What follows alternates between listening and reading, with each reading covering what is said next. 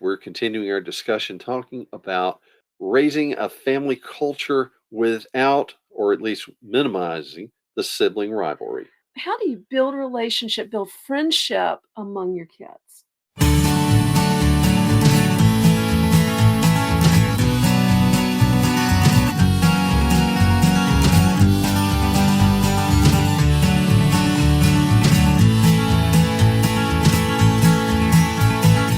Well, hello again. I'm Hal. And I'm Melanie.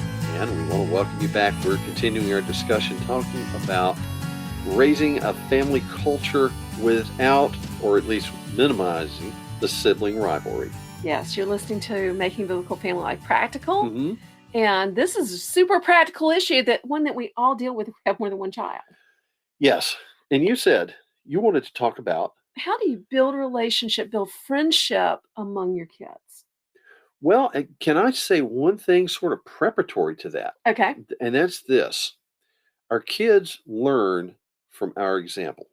Well, that's true. I have seen families that have lots of stress and lots of friction between the kids and wonder where the kids get that. And then you meet the parents and you say, oh, because the parents are very sarcastic, sardonic, ironic type of people. And Ouch. That's what the kids learn. And so, Hal, I remember when our kids were young, and I was thinking, why is this child angry all the time? And I bought Lou Priello's book, The Heart of Anger, to find out what his problem was. And I found out that his problem is me. His problem was me because my anger was a bad example. Well, ouch. We do need to recognize that we need to be walking in a way that we want our kids to imitate. Yeah, that if we want them to be kind to one another, we need to be being kind to each other and being kind to them. And to be an example of those who believe, as Timothy was encouraged. And what does that Proverbs say? Say that the law of kindness is on her tongue. Oh, yeah, Proverbs 31. Oh, and what does it say about rejecting angry men or men who are contentious? And it's like, ooh. Yeah, all of those kind of things. We need to, fathers, don't provoke your children to anger. I mean, we do that, don't we? Sometimes. So many warnings. Sometimes we are. Be kind to one another, tenderhearted, forgiving one another, even as God in Christ forgave you. You mentioned that in looking at 1 Corinthians chapter 13. In fact, we were talking about that at church this past week. 1 Corinthians 13, where Paul talks about what love is and love is not. And I don't think Paul was saying, you know what? You people have got this nailed. You are doing so well. I am so proud of you. Because I think he's saying you're so bad at this, people. It's like Paul is saying, love is patient. You're not. Love is kind. You're not. That should be a warning to us. Ouch, yeah. And so, but we've heard those verses all our lives, and we tend to just gloss them. Yeah. Love is patient, love is kind, and we picture the little hearts and flowers. We picture the little fat statue, and we forget that this is real and that it affects our day-to-day life and our family. It says love does not count a wrong suffered. That means you have to overlook some opportunities to be offended with each other. It's to your glory to overlook a transgression, the word says. All very important stuff. And so need to live it. One thing we need to do is to teach our kids those verses. That as you notice the temperature rising in your home, say, guys, maybe this week we should memorize, be kind to one another, tenderhearted, forgiving one another. Bring these things into your family. Some great resources that do that, like For Instruction in Righteousness by Doorpost is one that we've used a lot with our kids growing up. Yes. But bring that word into your family and remind them and remind yourself that, we should be living like and talking like believers. Some practical things that you can do to build a relationship with your kids is give them things to do together that they're going to want to do so badly, it'll be worth them getting along. Okay. What would you like to suggest on this? Making cookies. Oh, that's good. Yeah. Yeah. I want the two of you to make cookies. If I hear any argument, I'm going to put it in the fridge, and we're not going to do that today. A project that they've been wanting to do. Buy them a Lego kit that they both desperately wanted, and say, if I hear any arguing over this, I'm going to put it away so you can get along. Well, that was one of our rules especially when they were younger, was that we would not allow a bone of contention in our family. And so if the two of them were fighting over something, then there's very strong likelihood that it would be impounded for a time. To say, if you two can't share this toy that's meant to be shared, then we'll Yeah. take it out of play. One thing that is really helpful, kids have a lack of perspective. Hmm. That's one of the things that is the mark of maturity is um, when you're able to see things from somebody else's perspective. Hmm. You can help your kids develop that. And so when when they say something foolish to a sibling that hurts their feelings, you can get them alone and say, let's talk about this. Let Uh-huh. me explain how your sister felt. When you said that, how would you feel if she said and Hmm. criticized one of your flaws? And to help them to understand other people's perspective by explaining it to them or by role playing and acting it out, Let's Hmm. role play. You pretend to be her, I'll pretend to be you. Let me show you a different way to handle it. You said something important there. I think taking them alone to do this, not to embarrass them in front of their siblings in Because the revenge. goal is not embarrassment. The goal No, is to learn. the goal is discipleship and instruction. And if it's something that needs discipline, that needs punishment, then there's ways to punish. But again, that's something that we always made a point to do privately. Yeah. And that's another thing too, because I think one of the ways to keep peace between the siblings is to protect their individual dignity. To say, if I have to criticize a child, if I have to correct a child or punish a child in some way, I'll take that child separately and speak to them or do whatever, um, privately, so that they're not held up to derision by their siblings. Yeah, You know, or absolutely. so they don't feel They don't feel they don't humiliated. feel humiliated, even if their siblings don't never said a thing to them. They don't feel that. Something else is to encourage them to do things for their siblings. Like Hmm. if somebody has been ugly to one of their siblings or unkind to one of their siblings, to have them do something for that sibling. Can you think of something nice you could do for them? Yeah. Could you take one of their chores?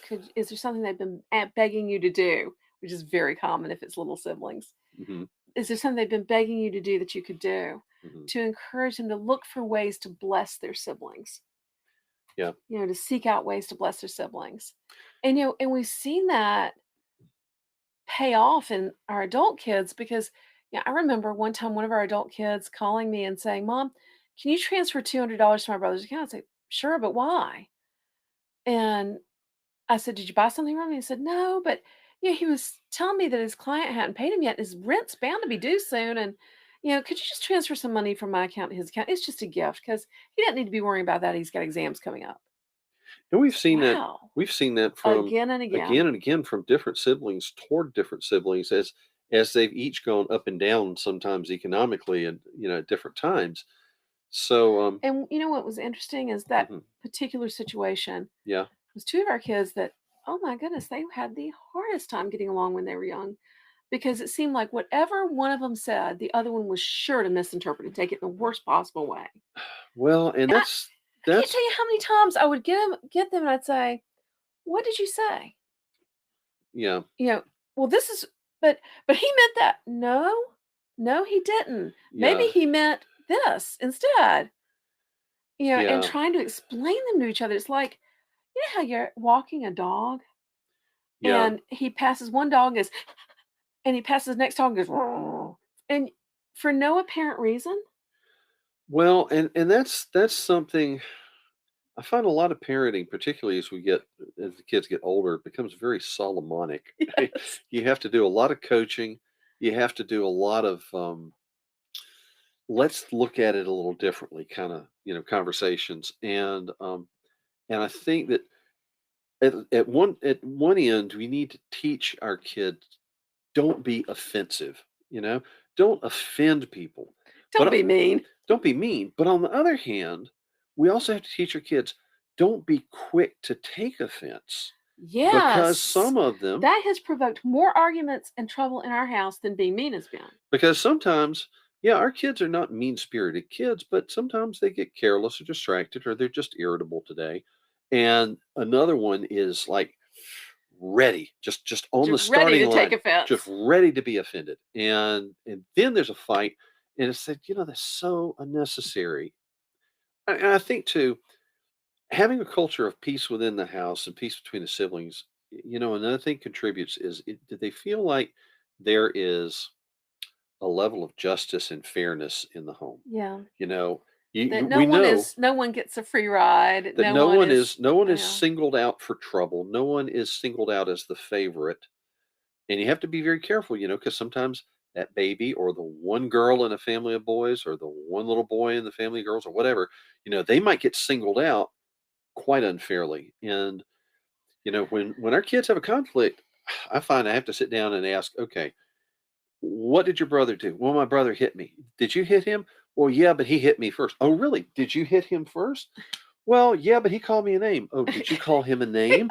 And just drilled back and forth until you get Wow. to the point and say, now where could you have avoided this argument? Like Yeah. when you Could stumbled you over have him, chosen to overlook a yeah, transgression? when you stepped on his toe, could you have just said ouch instead of calling him a name? Could you have believed that he didn't mean it? Yeah. One of the things, Hal, that one of the ways I've dealt with it was important to me that none of our kids felt like one of them was the favorite Yeah. because, well, my daddy was the middle child and he felt like he was the one left out. Yeah. He was neither the oldest nor the youngest. Who cared? And so it was really important to me that everybody feels special. So do you know what I've always done? What have you done?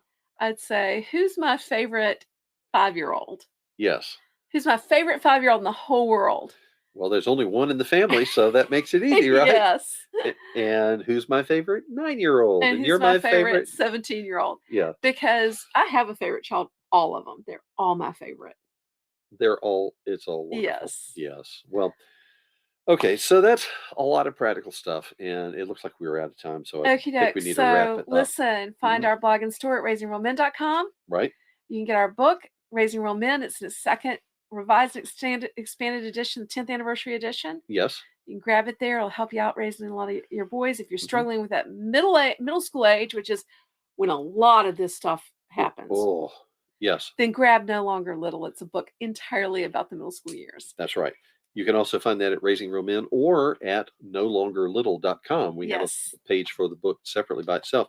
You can also leave us a message on our listener response line, 919-295-0321. Okay, 919-295-0321. And we would love to hear from you. Just leave us a message there, and Yeah, maybe leave us we can messages. use you.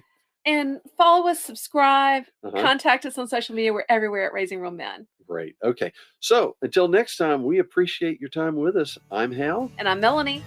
God bless you for listening. Take care, y'all. Bye-bye. Bye-bye.